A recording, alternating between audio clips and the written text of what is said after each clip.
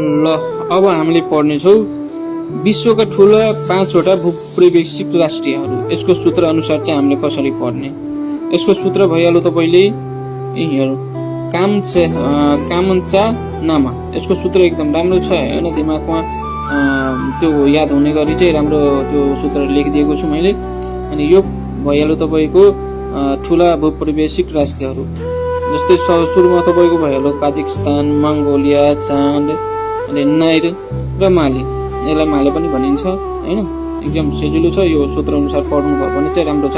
अनि त्यसपछि तपाईँको भइहाल्यो विश्वका सबैभन्दा साना भूपरिवेष्टिक राष्ट्रहरू। यसको पनि ट्रिक मैले लेखिदिएको छु।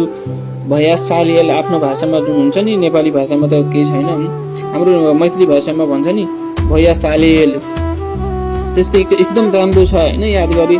अब हाम्रो निजी रूपमा चलिरहेको भाषा नै हो त्यस्तो। अनि भया सालियलको भनेको भ्याटिकन सिटी भइहाल्यो। यसको क्षेत्रफल पनि छ एकदम सबैभन्दा सानो रहेछ, 0.44 किलोमिटर मात्रै छ भ्याटिकन सिटीको। र सान मारिनो भइहाल्यो, सबभन्दा पुरानो देश भनेको सान मारिनो भइहाल्यो।